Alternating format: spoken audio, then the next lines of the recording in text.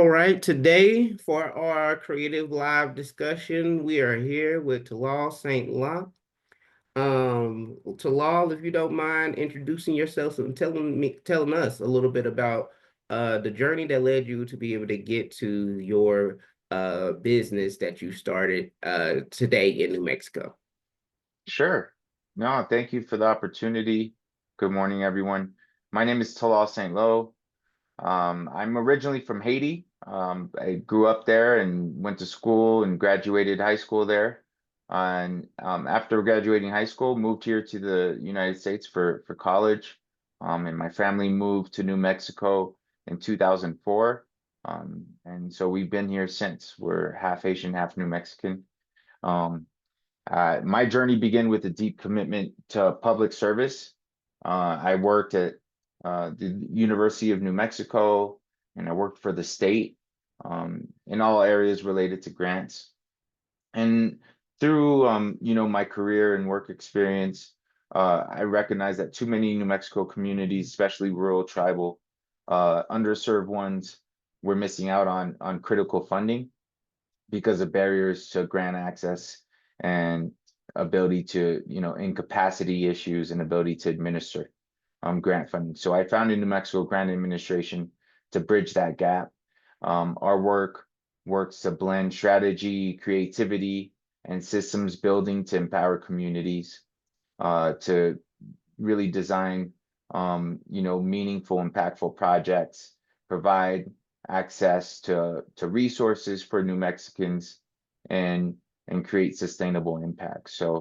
Um, so our work and what's really inspired me has been the ability to be able to help turn ideas into action. Um, and so that's what drives us. Yeah, no, thank you for sharing that. I mean, and that's one of the things that I can say. Uh, my experience in New Mexico is a lot of seeing the need of that service of being able to turn a lot of ideas that people have into a viable, livable thing, right? Something that they actually are able to do, and being able to assist with that. That sounds like a great challenge. So, Definitely. how has the New Mexico landscape and creative landscape influenced your work and approach to collaboration? Um, yeah, I think New Mexico's creative identity is really rooted in community, a sense of community, um, resilience, considering the history of a lot of the communities out here, and the way that, folks have been able to pass those stories on in the form of storytelling.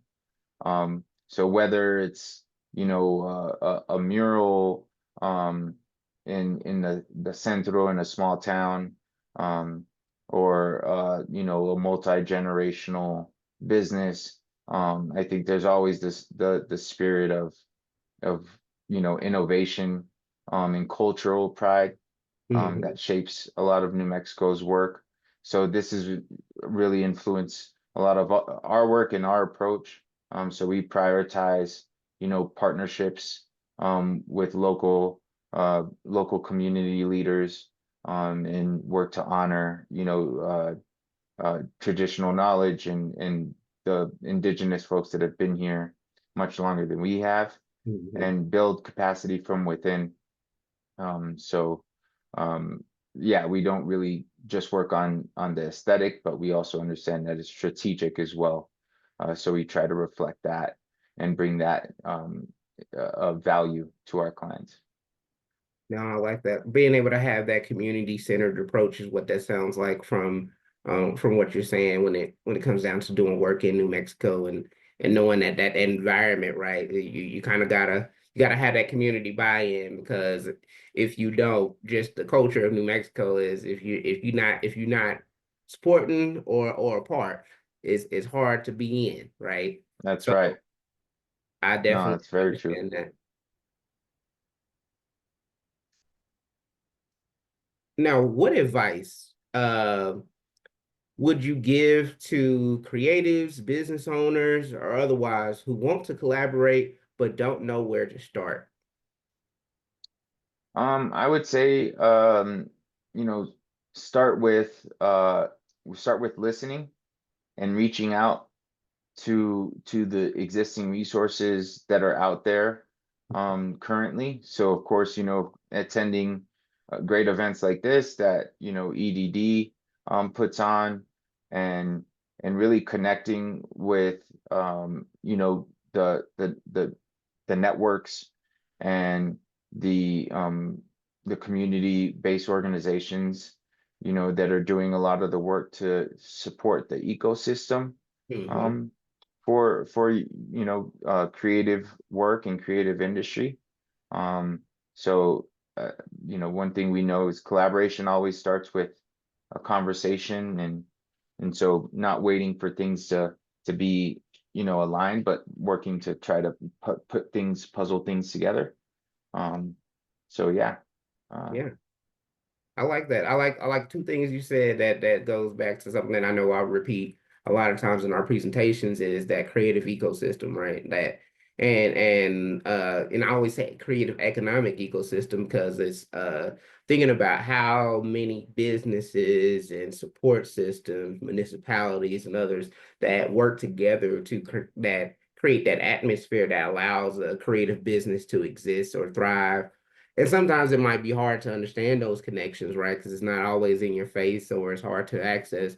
But the fact that it is there, and I think that's what we try to do in creative industries is try to uplift those supports and make those connections between each other so that a startup to a already existing creative business can know where to go. Um, exactly. and I think the other part is that action and collaboration, right? Like we can talk about networking and doing all kind of those things, but it does require action. You can't be wanting to collaborate with somebody and you just sent one email and you didn't try to pop up to another networking event where they might be at or try to get them on the phone, or you got to be proactive in making collaboration happen. You Um, do. so I really appreciate that because I think a lot of people don't look at it passively at times. Yeah, definitely. So what's a collaboration you've been a part of that had a lasting impact on your business or your community? Um, I would say one of our most meaningful collaborations in that area has been with the Pueblo of Isleta.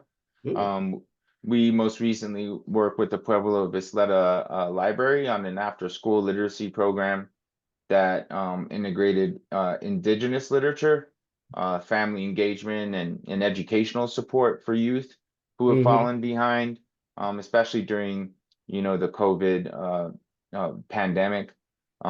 So by co-creating the vision for the program with educators, families, and the local library staff, uh, we help to be able to secure funding and lay the groundwork for a long-term community-led program. So yeah, so that's one of the I would say highlights um, that come to mind when you ask, lasting impact on a community, and in terms of recent Yeah, wins. I think that's great. I mean, that's really going back to what you said earlier, right? Being able to have that community centered focus when it comes down to having your business and also now going back and now that's going into one of our elements is a cultural integration into a space of technology, right? Or in a new age, right? Because we are kind of right after COVID. Uh, and how do you make it culturally relevant, right, for students and youth and other cultures within New Mexico that make up the New Yeah, Mexican identity are able to kind of bounce back and still thrive in this new age with technology and other things that can kind of seem like a mountain at times that overlap a lot of our cultural traditions. yep, no, definitely. And with that said, that kind of gave me a little way to swing into this next question, which is what role do you see technology like social media, virtual events like this, um, AI, and other technology playing in fostering collaboration in the future? I see, technology as an equalizer when used thoughtfully and strategically. So social media, for example, like you said, allows even the smallest, creative businesses um, in a far off rural community, to build an audience and find partners statewide, especially now with, broadband expanding throughout the state, providing internet access. Um, really opens up the world for folks in these small communities to showcase their work and their culture to the world on a global stage. Virtual events as well have helped to bridge a lot of geographic barriers and bring uh, minds like minds together that might otherwise not have found each other. So Mm-hmm. definitely attending virtual events and um, opening yourselves up to meeting other folks around the world um, by tapping into some of those is helpful.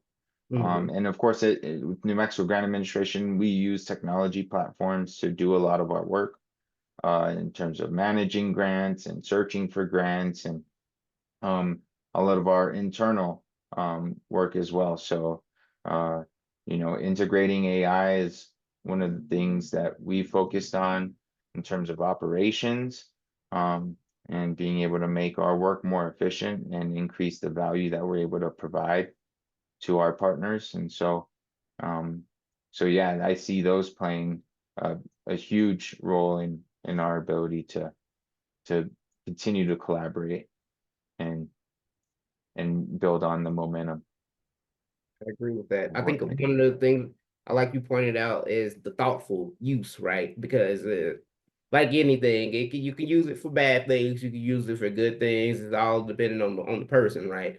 But knowing that it's an advantage no matter what in to a business or creative, especially in a rural area, especially in a more isolated space, where they think that it might only be the town they're in that can be their audience, and it may not be working out when they can move it to e-commerce website or a social media platform, and still be able to touch a bigger audience now, get it out, get their products out there or get their services out there, and really start making money outside of New Mexico and bringing that money back, right? Because that's the whole other point, not to get them to leave New Mexico, but Yeah, yeah, get them to bring that money outside and bring it back in New Mexico, and create a thriving, again, creative ecosystem here to where people can feel comfortable, right? Because the more yeah, we get that ecosystem, the more we're gonna get things coming wanting to be here. And we get to make the decision instead of feeling like we got to go outside to look for something to bring money. that's right. No, you hit it right on. And now, how do you think creative businesses in New Mexico can work together to grow not just individually, but collectively? I think we grow collectively by being intentional about, sharing our resources, sharing our infrastructure, our successes. So that means cross promoting each other's work, applying jointly for funding, forming creative coalitions or cooperatives that could um, you know, create more resilient um, and stronger groups economically, and Mm. also advocate for supportive policies. Um, so I think like in a state like New Mexico, where businesses and are small and community based, the strength is in the networks and in the ability to bring people together. So more we align our goals and pool our talents together, then the more resilient, the creative economy will become. I agree with that. I agree with that. It definitely it takes a village. That's one of my favorite quotes that I always got to bring up myself because you always think that I hear a lot of people that think that they get it from themselves, but it's always somebody else that's pushing you along, somebody else that gave you a little bit more information, somebody else that could give you some more information and take you even further. Hmm. Um, so it does take not just thinking as an individual, but thinking about the community around you, thinking about the other businesses around you to help foster the community around you as well. Because uh yeah, I like what you're saying. It's like we live in a space where your business really do have to be community based in general. Even if you're doing something that's not dealing with people, you still have to Yeah, be thinking about what's going on and how am I affecting the community and environment around me. exactly. All right. So now, what's one thing you want fellow creatives and business owners throughout New Mexico to walk away with after today's conversation?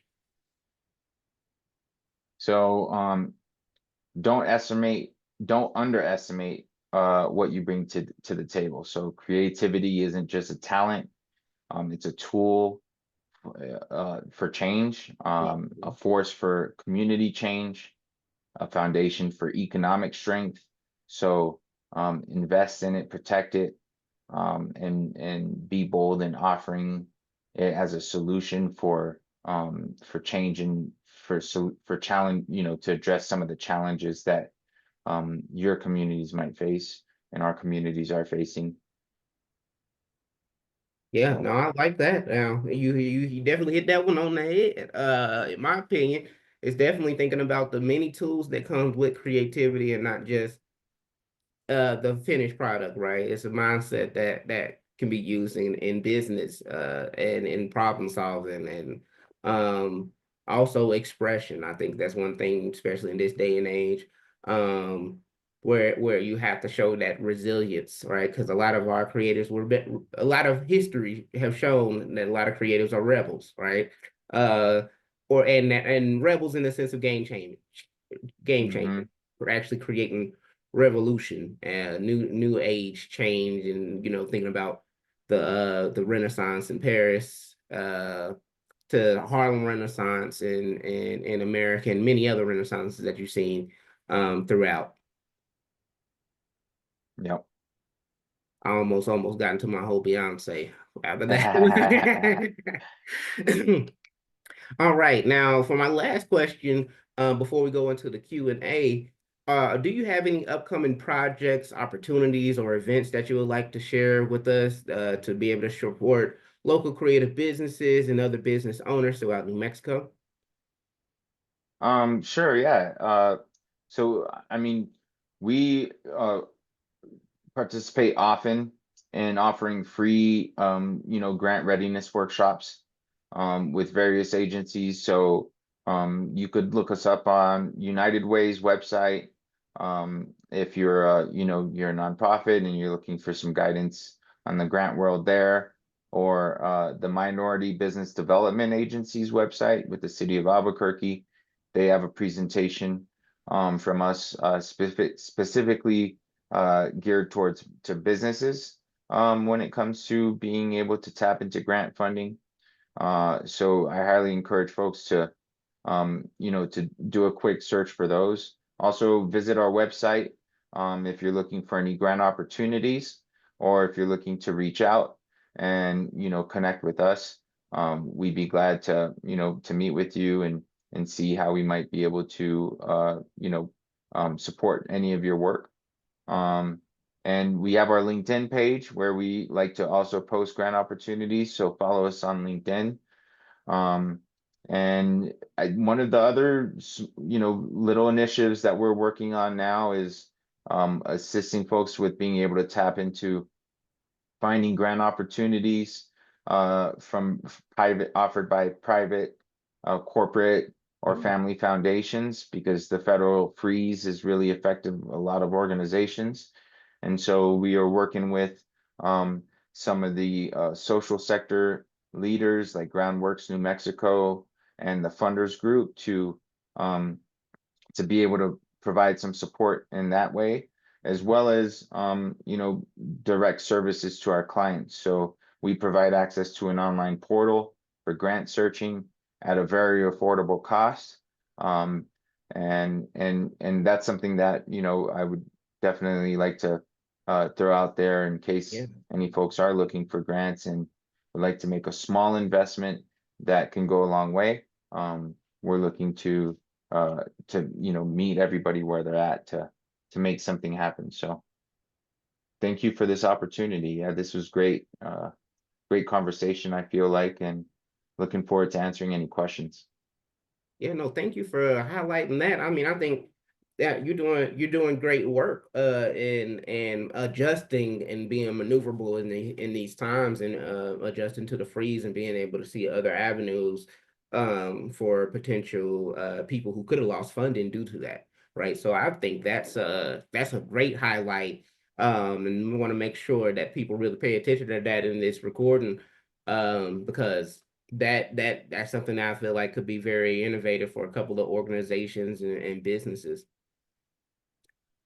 All right, so we have one other participant that came and listened in today, Elise Gill. Do you have any questions? You can type it in the chat, or you can put it in or you can unmute and ask the question. Oh, sweet. I can unmute. Thank you. Mhm. I thank you so much for the amazing conversation. I definitely found myself laughing and smiling and nodding to a lot of what y'all have been saying. I do have one follow-up question. I guess regarding how does one pursue joint funding when collaborating with other organizations? Like what does that look like? Yeah, so usually, especially if you're a smaller organization, the way that that looks like is identifying, the larger organizations that might be working in the same area that you're working in, that perhaps you might be partnering with already, that type of thing. And sort of, if you identify a funding opportunity, a lot of times reaching out to another partner who might be a competitor, and working with them to put together a joint application. Not only does it eliminate, the competition, right? Of, maybe, like I said, the organization is bigger, has more capacity, more history, and so they would get the funding. But then also what it does is it enables for the proposal to be stronger because now it's just not one organization applying, but two or more than two. And so that's one of the approaches, if you're a smaller organization, and then if you're a larger organization, of course, that's probably something that you probably already do, because that's how you got large, is by, partnering with others to get to that point, if that makes sense. Yeah, yeah, yeah. And I really like this idea of turning a potential competitor into a collaborator, into a partner. I really like that sentiment that it's growing the network, growing the community instead of, I guess, siloing or thinking about us versus them mentality. So I really like the building up of the we. Yeah, and I think it's important to recognize that that work, of building the network, of reaching out to folks, and creating those partnerships and those coalitions, um, really uh, they speak really strongly in proposals because it's the work that's been done on the ground to set the project up for success. Um, and and it's sort of the skin in the game that organizations can present to funders that isn't necessarily like a dollar amount, right? Like you're not bringing in money perhaps to this project, but you've already done a lot of work in terms of creating these partnerships, creating the framework and the foundation for, the project or the program or whatever might be going on. So as we've talked a lot about coalitions and all of that leads into the funding part because a lot of folks they find the grant opportunity and then they start creating the partnerships afterwards to pursue the funding, which Mm. ideally at that point, you're chasing the funding. Really, what you would want to do is create the partnerships, and then when the opportunity comes, know that you're going to be ready to pursue it. Awesome. Thank you. Yeah, definitely. Yeah, I like the way you said that. I think that leads to less competition or less infighting from that collaboration. But I do think it is more of a, it should be always we more than an I in the case of business. I think in New Mexico specifically, especially for our creative industries, because we have a lot of similar needs at times. And everybody are having the same complaints, but if they were not competing with each other and working together, they could really be in their own facility somewhere or answering the problem, fixing the problem that they both have together. And I think that will lead into more engagement, and it's also going to lead into more money and more opportunities because more people are going to want to go to a place that feels welcoming and is collaborative, you know. So I definitely would say, and especially from our eyes, when we're doing our grants in creative industries, we definitely funded more things that had more creatives and more creative businesses tied to it than the individual. I don't really know where this goes or really know good, like they might have a good application but don't know how to do their return on investments, and that could be where they could collaborate with somebody else that might have be in the same realm and actually have a better return on investment, and it Exactly. help the business. Exactly. No, and it's something, a phenomenon that you see a lot in New Mexico, I think just because of the rural, and isolating context that we live in. Yeah. We're a big state, small population, so a lot of people just feel like they're alone, or they're the one organization doing that work when that isn't the fact.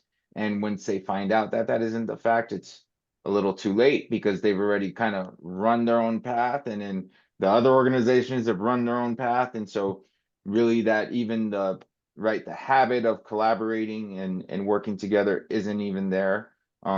So I think it's really just recognizing that, and recognizing that we don't want to go through the full, you know um life cycle of urbanization, and then finally realizing, okay, we have to live with each other and work with each other, but maybe we could start doing that ahead of time, and jump some of those pain, learning lessons. I like how you brought up verbalization. I do. I think that's the one that really I didn't want to it kind of leads me to want to say it something. Now I'm trying not to say it at the same time, but it is kind of like it's gonna be you are gonna be competing eventually with more people not from here, with more money from somewhere else to come here and do the same thing you're doing, and it's not going to be genuine. So it's better to get the structures in order together to where we can maintain that cultural tradition and being New Mexican before somebody else can probably buy it out. Is what I Yep. kind of heard Yep. it. So, That's exactly right. That's exactly right. all right. Well, thank you so much, Talal, for taking the time out today and giving us a good conversation around grants and funding in New Mexico, your business, and how you're supporting and helping in this new age of I'm gonna say funding drought for the moment, but hopefully we end up seeing better days in the future. Thank you so much for the work that you've been doing and taking the time out to talk about collaboration and creativity with us, and me being able to see you for the second time in a panel setting with me being at the top of it for you. I really appreciate all the conversation and insight you've been able to give the New Mexican community.